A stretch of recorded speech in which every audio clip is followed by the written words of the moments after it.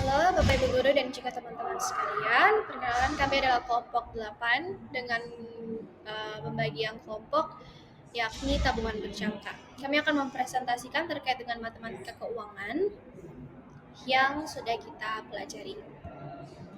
Ya, kita mendapatkan topik tabungan berjangka. Langsung saja ke definisinya. Tabungan berjangka merupakan produk simpanan di bank yang mengharuskan nasabah menabung secara rutin, biasanya setiap bulan dengan jumlah setoran tetap selama jangka waktu yang sudah ditentukan antara pihak nasabah dan juga pihak bank, misalnya 6 bulan atau 1 bulan ataupun 1 tahun.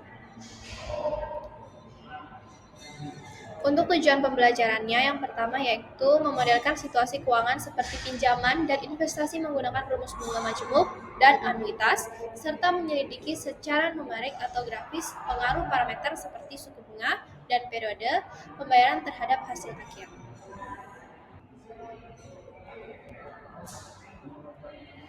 Pengumpulan data yang telah kami temukan, kami menemukan beberapa bank, yakni BCA berjangka dengan suku bunga 1,10%, lalu BNI Taspen dengan suku bunga 0,10%, lalu Bank Mandiri dengan suku bunga 2,50%.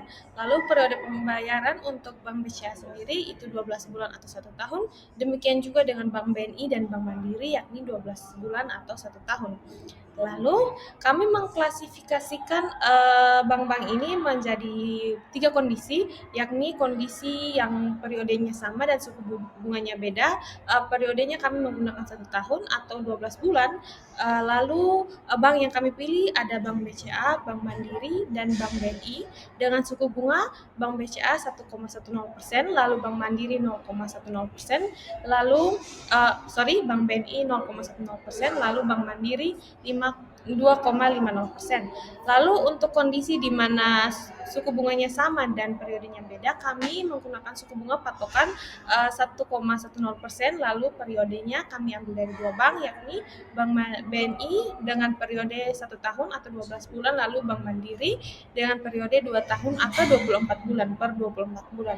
Lalu yang terakhir, kondisi terakhir yakni beda suku bunga dan beda periode. Dengan Bank Mandiri suku bunganya 2,50% dengan periode 2 tahun, sementara Bank BNI bunganya 1,10% dengan periode 6 bulan.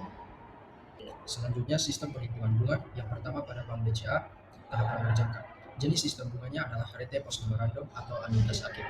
Rete post memorandum adalah sistem perhitungan bunga di mana bunga diberikan pada akhir periode setelah semua setoran masuk.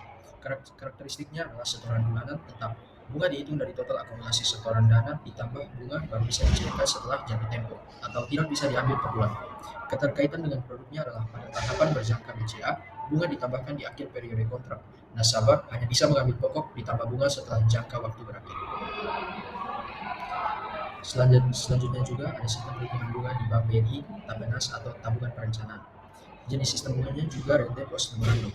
Definisinya sama seperti BCA, bunga diberikan pada akhir periode sesuai jangka waktu. Karakteristiknya setoran rutin bulanan yang sama dengan atau di atas Rp100.000. Bunga dihitung dari total saldo akumulasi hasil atau pokok plus bunga diterima sekaligus setelah jatuh tempo. Keterkaitannya dengan produk adalah pada BNI Tapenas, bunga ditambahkan ke pokok di akhir kontrak dan pencairan hanya bisa dilakukan setelah jatuh tempo. Lalu berikutnya untuk sistem perhitungan bunga Bank Mandiri atau kita menggunakan tabungan berencana. Nah, untuk jenis sistem bunga yang digunakan oleh Bank Mandiri adalah rente post memorandum. Itu di mana bunga dihitung setiap bulan, tetapi akumulasi pokok ditambah dengan bunga hanya bisa dicairkan setelah periode selesai. Nah, karakteristiknya setoran rutin bulanan minimal 100.000. Nasabah mendapat bunga bulanan yang ditambahkan ke saldo tabungan. Pencairan dana itu pokok ditambah dengan bunga dilakukan di akhir periode. Kecuali ada penutupan lebih awal, maka nasabah menerima penalti atau kena penalti. Nah, keterkaitannya dengan produk pada Bank Mandiri tabungan terencana, bunga yang dibayarkan setiap bulan, tetapi saldo baru bisa ditarik saat jatuh tempo, sehingga cocok disebut rente post memorandum. Nah, untuk perhitungan rumusnya, kita untuk perhitungan Bank BCA, Mandiri, dan BNI, kita mulai dengan Bank BCA. Nah, kita pertama menghitung anuitasnya yang kita menggunakan berawal dikalikan dengan suku bunga.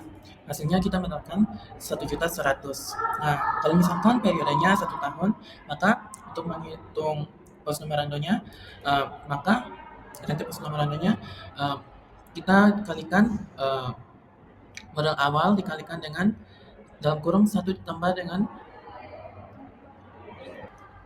lalu 1 dijumlahkan dengan suku bunga, lalu dipangkatkan dengan periode yakni 1, lalu dikurang dengan 1, lalu semuanya dibagi dengan suku bunga, yang maka rente pos numerando hasilnya akan mendapat Rp101.100.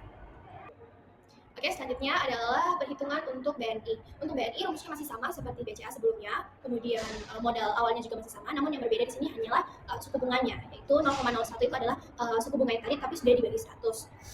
Rumusnya semuanya masih sama, 100 ribu dikali dengan 0,01 sama dengan 100 ribu, lalu menghasilkan 100 ribu itu dimasukkan ke rumusnya. Setelah dioperasikan dengan periode 6 bulan yang sudah dijelaskan tadi, maka menghasilkan 601.502.000 sekian dengan bunga total sebesar 601.502 dan saldo akhir yakni 100.601 rupiah.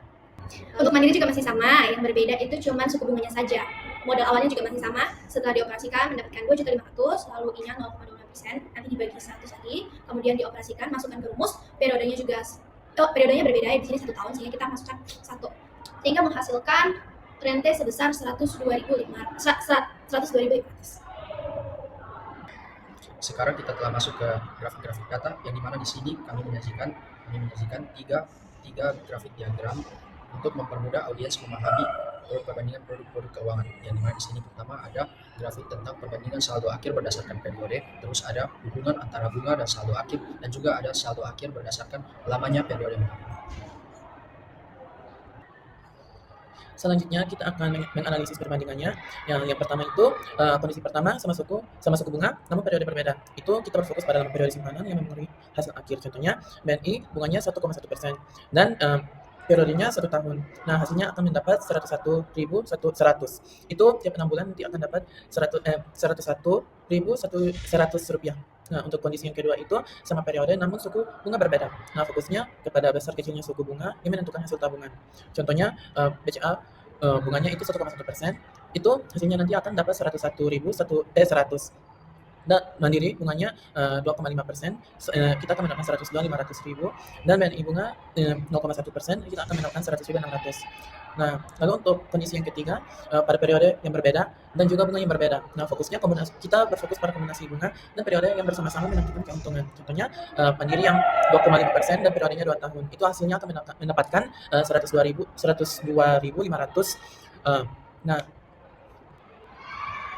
Nah, selanjutnya kita akan menganalisis perbandingan. Nah, pada kondisi 1, di mana suku bunga itu sama namun periode berbeda, fokusnya itu pada lama periode simpanan yang mempengaruhi hasil akhir. Intinya, semakin lama periode, bunga lebih banyak bekerja sehingga saldo lebih besar. Untuk kondisi 2 itu, di mana periode itu sama dan suku bunganya berbeda. Kita berfokus pada besar kecilnya suku bunga yang menentukan hasil tabungan. Intinya itu, suku bunga lebih tinggi yang membuat keuntungan lebih besar. Nah, untuk kondisi yang ketiga itu pada periode dan bunga yang berbeda. Nah, kita fokusnya pada kombinasi bunga dan periode bersama-sama untuk menentukan keuntungan. Intinya itu, produk dengan bunga tinggi ditambah dengan periode panjang paling menguntungkan.